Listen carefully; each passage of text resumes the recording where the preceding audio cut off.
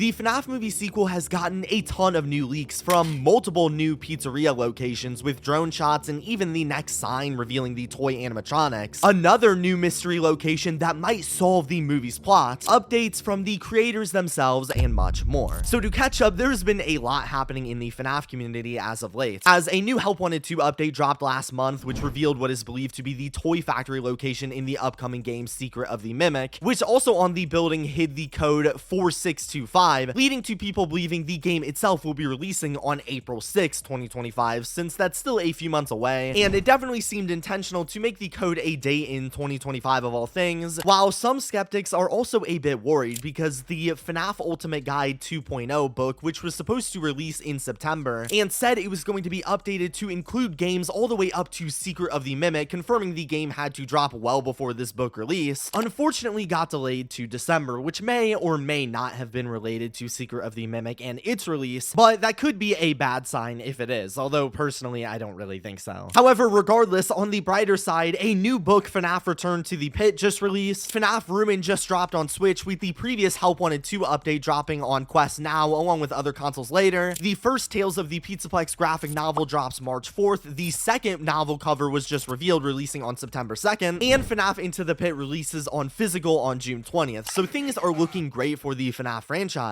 But quietly in the background, the second Five Nights at Freddy's movie has been cooking up, and while this time they have been super sneaky with the filming of the movie, we haven't seen them accidentally leak any animatronics during filming or anything like last time, there have still been a ton of big leaks to discuss and theorize about. And firstly, I want to start with the leaked locations, and so far there have been 3 going around in the community: the FNAF 1 pizzeria, the FNAF 2 pizzeria, and also the Faz-Fest, whatever that is. First, starting with the pizzerias, as filming first started, people began to point out that there were pillars being put up around the same filming spot for the first movie back in 2023, seeming like they were going to build a new pizzeria there, and while for a while these remained vacant, randomly the movie creators finally began construction on not 1 but 2 new restaurants for filming. Now, these buildings and their progress were tracked for multiple weeks, but fast forward to today, the first one we have is based on the first film's pizzeria, where we could see they ended up recreating parts of the original movie's pizzeria, even bringing out things like the original sign, but there were also a few notable differences. One, that the restaurant was a bit smaller. This time they used a green screen instead of completely building the front area like they did in the first movie. And secondly, we can also see on the doors there are a bunch of flyers piled on top of it, which for now I will hold off on and discuss later. We also interestingly saw Mike himself in a new filming photo behind the scenes show up, where he was back at the original location for some kind of night shot. Plus, we even got some drone shots showing off the location from the top as well, again confirming the restaurant is literally just a recreation of the original one, but a little bit more bare bones. Nothing much to say about it. However, on the other side of the lot, we are brought to our second location, presumably the FNAF 2 restaurant, which, unlike the first one, is a completely new place that looks far more finished all around the sides. And while presumably for protection, the creators have been covering the sign in between filming, people at certain times have actually managed to get some up-close looks at the second movie sign as well, showing the full design for the sign, which in my opinion looks really good, and also of course shows and proves to us that the toy animatronics are going to be at the forefront of this pizzeria. However, one major issue everyone's been talking about with this restaurant is that when looking at the set photos and back at the drone shots taken of the pizzeria, just like the first movies, all of the nature around it is completely overgrown and abandoned, looking like it had been operating for years upon years, which is really weird because fans were expecting this to be the grand reopening of a new FNAF restaurant and was going to take that angle of some sort, but it seems like